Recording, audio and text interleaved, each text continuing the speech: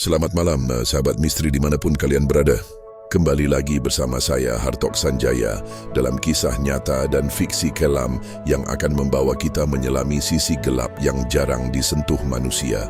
Malam ini, jangan lupa kunci pintu rumah kalian, matikan lampu yang tidak perlu dan siapkan hati kalian. Karena kisah yang akan saya bawakan bukan sekadar legenda, bukan pula sekadar cerita turun-temurun, tapi sebuah warisan yang seharusnya tidak pernah dibuka. Malam ini kita akan menelusuri sebuah lembah terpencil di Jawa Barat, sebuah tempat yang dilupakan waktu, di mana aroma teh melati bercampur dengan bau anyir darah yang telah mengering puluhan tahun lalu. Ini bukan sekadar cerita tentang rumah hantu, itu adalah kisah tentang warisan yang tidak seharusnya diterima, kisah tentang warisik ireng. Di tengah hiruk-pikuk Jakarta, hiduplah Arya, seorang desainer grafis. Baginya hal-hal gaib hanyalah cerita pengantar tidur. Sampai suatu hari, sebuah surat mengubah segalanya, sebuah warisan dari desa antah berantah. Surat itu datang dari pengacara di kota kecil, memberitahu bahwa Arya adalah pewaris tunggal dari kakek buyutnya Raden Suryo Hadiningrat. Sebuah nama yang tak pernah ia dengar, sebuah takdir yang tak pernah ia duga. Arya ragu, hatinya bimbang antara logika kota dan panggilan dari masa lalu. Ia memandang surat itu, segel tua yang rapuh. Seolah sebuah gerbang menuju dunia lain telah terbuka. Dengan langkah ragu namun hati yang penasaran, Arya memutuskan untuk pergi, mencari jawaban di tanah leluhurnya, menjemput takdir yang telah lama menantinya. Seorang pemuda mengemudi sendirian menuju desa Malati. Namun tak lama ia merasa terjebak. Jalanan menyempit, kabut tebal menelan mobilnya. Ponselnya mati dan ia diliputi ketakutan, namun hatinya berdoa, lindungilah perjalananku dan sertai langkahku. Ia terus maju. Hawa dingin menusuk, namun jalan berbatu di depannya tampak jelas, seolah ada cahaya yang menuntun. Ia terus melaju di antara bukit teh dan pohon pinus, dengan hati gemetar namun penuh harap. Ujung desa mulai terlihat dari kejauhan. Setelah hampir 2 jam tersesat, Arya akhirnya tiba di depan gerbang besi yang tinggi.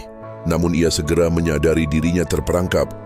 Hutan lebat di belakang, sebuah vila tua yang angker di depan.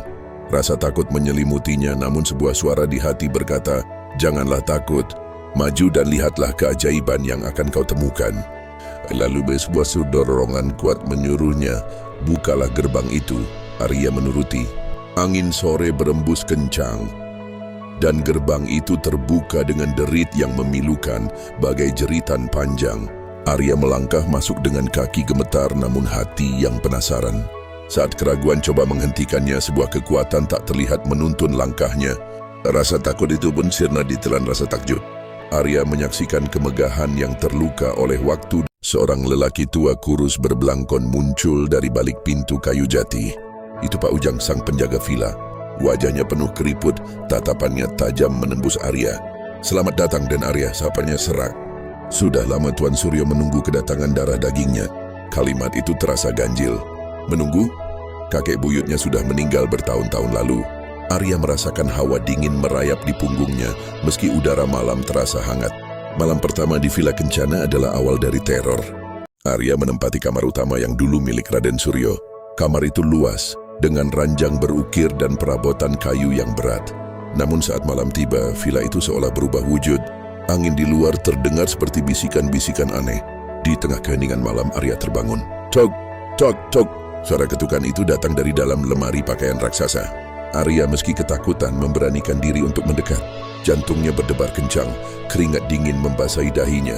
Dengan tangan gemetar, ia membuka pintu lemari. Di dalamnya ia tidak menemukan apa-apa, hanya kegelapan yang pekat. Di dinding belakang lemari ada sebuah ukiran kecil yang hampir tak terlihat. Bukan ukiran biasa, melainkan sebuah simbol, mata satu dengan 3 garis air mata di bawahnya. Tiba-tiba ia mendengar suara dari arah lorong. Suara seorang wanita yang menyenandungkan tembang Jawa kuno. Liriknya terdengar sedih dan penuh kerinduan. Arya mengintip dari celah pintu kamarnya. Lorong panjang itu remang diterangi cahaya bulan. Di sana ia melihat siluet seorang wanita berkebaya putih. Tubuhnya gemetar, namun rasa penasaran menahannya di sana. Ketika wanita itu menoleh, wajahnya pucat pasi, matanya kosong, mengungkapkan penderitaan abadi. Arya membeku, terperangkap antara rasa takut dan kasihan. Keesokan paginya, Arya mencoba menepis kejadian semalam sebagai mimpi. Namun rasa penasaran menggerogoti hatinya. Ia bertanya pada Pak Ujang tentang sosok wanita misterius itu. Wajah Pak Ujang langsung pucat pasi. Jangan pernah bertanya tentang dia, Dan. Dia adalah penjaga villa ini. Jawaban itu tidak memuaskan Arya. Siang itu ia menjelajahi villa tua tersebut. Pandangannya terpaku pada sebuah ruang kerja yang terkunci rapat. Rasa takut bercampur dengan keingintahuan. Dengan sedikit paksaan, pintu itu pun terbuka. Di dalam, udara terasa pengap dan dingin. Debu tebal menyelimuti perabotan antik. Arya melangkah masuk, tidak menyadari bahwa ia baru saja membuka gerbang ke dunia lain.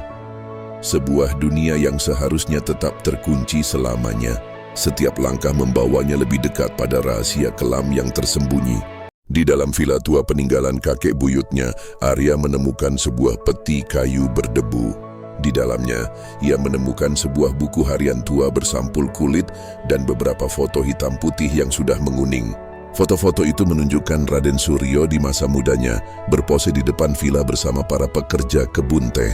Namun satu foto menarik perhatiannya.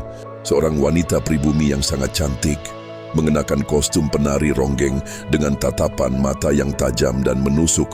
Di belakang foto itu tertulis sebuah nama, Melati. Arya mulai membaca buku harian kakek buyutnya. Setiap halaman membuka rahasia kelam. Kisah cinta terlarang, pengkhianatan dan kutukan yang menghantui villa tersebut selama beberapa generasi. Arya merasakan kehadiran lain di ruangan itu. Hawa dingin merayap di tengkuknya dan aroma melati yang pekat tiba-tiba memenuhi udara. 10 Oktober 1998 Melati menari lagi malam ini. Namun tariannya bukan lagi untuk menghibur, melainkan untuk memanggil. Sesuatu dari tanah ini telah merasukinya. Para pekerja mulai ketakutan. Mereka berbisik, Melati bukan lagi manusia. Sorot matanya kosong, namun penuh kuasa. 17 November 1998. Dia memintaku melakukan sebuah ritual, persembahan untuk sang penunggu lembah. Dia berkata, itu akan membuat teh kita menjadi yang terbaik di seluruh Hindia Belanda. Aku menolaknya. Aku melihat kegelapan dalam sorot matanya yang dulu lembut. Roh jahat telah menguasainya, menjanjikan kemuliaan duniawi dengan harga jiwa. Pada Desember 1998 aku tidak tahan lagi. Melati mengancam akan mengambil apa yang paling berharga dariku jika aku tidak menurut. Malam ini aku akan menguncinya di gudang bawah tanah. Semoga Tuhan mengampuni dosaku. Membaca jurnal tua itu, Arya merasa ada yang janggal. Gudang bawah tanah. Pak Ujang penjaga villa bersikeras tidak ada ruangan seperti itu. Namun Arya teringat sesuatu. Sebuah pintu kecil yang tersembunyi di balik rak anggur di dapur. Malam itu, dengan hati berdebar dan hanya berbekal senter, Arya melangkah masuk, hatinya berdebar kencang. Di hadapannya sebuah ruangan gelap, dindingnya dari batu kali, sebuah panggung kayu lapuk di tengahnya. Lalu matanya terpaku pada dinding seberang. Rantai-rantai besi menggantung, menjepit sebuah kerangka yang menghitam. Kerangka itu terduduk, seolah menyerah pada nasibnya. Darah Arya serasa membeku. Di leher kerangka itu tergantung sebuah kalung. Liontinnya berbentuk bunga melati, putih di tengah kegelapan. Sebuah tanda kelembutan dalam potret kengerian abadi. Jiwa yang terbelenggu menanti pembebasan. Kejahatan mengintai di tempat yang tak terduga, tetapi terang akan selalu datang. Sebab tidak ada sesuatu yang tersembunyi yang tidak akan dinyatakan.